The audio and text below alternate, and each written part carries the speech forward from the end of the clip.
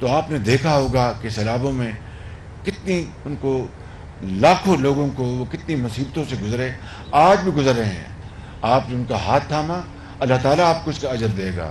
آپ جنوبی پنجاب گئے ہیں، آپ کے پی گئے ہیں، آپ سندھ گئے ہیں، آپ دوسرے علاقوں میں گئے ہیں، تو آپ نے دیکھا ہوگا کہ غربت نے ابھی بھی کتنے ڈیرے جمائے ہوئے ہیں. اگر پاکستان میں ابھی 2 دن پہلے سعودی عرب سے ہو کے اپنے یو اے سے ہو کے آیا ہوں. وہاں پر یو اے کے جو صدر ہیں میرے بھائی جناب محمد بن زائد، انہوں نے انتہائی محبت اور شفقت سے انہوں نے وہ پیش آئے. انہوں نے اپنا دل کھول دیا ہمارے آگے. اور پاکستان کے جو اس کو جو چیلنجز ہیں، اکنامک چیلنجز، ہم سب کو پتہ ہے، میں یہاں پر اس کی تفصیل بیان نہیں کرنا چاہتا. تو میں نے ان سے کہا کہ آپ نے $2 ارب کا جو قرضہ دیا ہے پاکستان کو، مہربانی کر اس کو رول اوور کر دیں.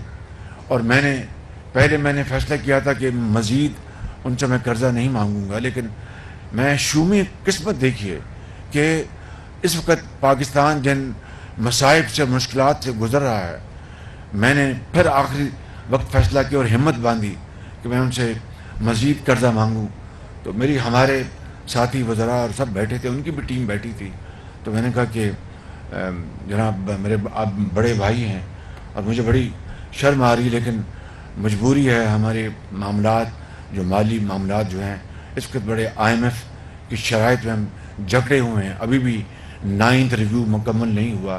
ان کے شرط ہے کہ جناب بجلی کی قیمتیں بڑھائیں، فلاں قیمتیں بڑھائیں. غریب آدمی کو ہم کتنا اور بوجھ ڈالیں. بہرحال یہ تفصیل تو میں نے ان کو نہیں بتائی. میں نے کہا کہ مسائل آپ جانتے ہیں، آپ ہمیں $1 ارب اور دے دیں. تو اس نے کہا کہ شہباز شریف آپ میرے بھائی، میں آپ کو کس طرح انکار کر سکتا ہوں، میں حاضر ہوں. اب دیکھیے کہ انہوں نے تو یہ کام کر دیا. جب میں ان کے ساتھ علیحدہ 1-on-1 میٹنگ کے لیے میں گیا ان کے پاس، تو میں نے کہا کہ میں نے وہاں پر بھی سب کے سامنے کوئی تھوڑی سی بات کی. وہاں پر میں نے تفصیل سے بات کی کہ مجھے آئی فیل ویری امبیرسڈ کہ میں آپ سے ہر دفعہ آتا ہوں، کوئی اور آتا ہے تو آپ کہتے تو نہیں، لیکن دل کے اندر تو آپ سمجھتے ہوں گے یہ پیسے مانگنے آ گئے ہیں. تو میں نے کہا کہ یہ پاکستان ایک مثال اس کی یہ ہے کہ ایک ہاتھ میں ہمارے ایک نیوکلیر طاقت ہے اور دوسرے ہاتھ میں کشکول. یہ آگ اور پانی کا یہ کب تک یہ میلاپ ہو نہیں سکتا، کب تک چلے گا.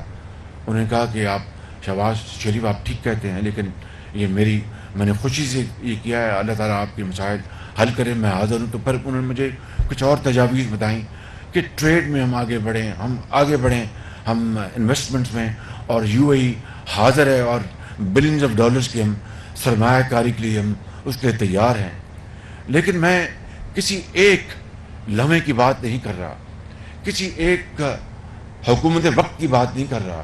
میں ایک مجموعی صورتحال جو 75 سال کی ہے وہ آپ کے سامنے رکھ رہا ہوں کہ مجھ سمیت یا ہماری حکومتوں سمیت، چاہے وہ سیاسی حکومتیں تھیں یا ملٹری ڈکٹیٹرشپ تھی، اور آپ وہ ان معاشرے کے اس طبقے سے آپ کا تعلق ہے جنہوں نے کئی ادوار دیکھے، نبھائے، اور کسی نے بہت اچھا کام کیا، کسی نے اپنا وقت گزارا. تو آپ سے بہتر اس 75 سال کی تاریخ کو کوئی نہیں جانتا.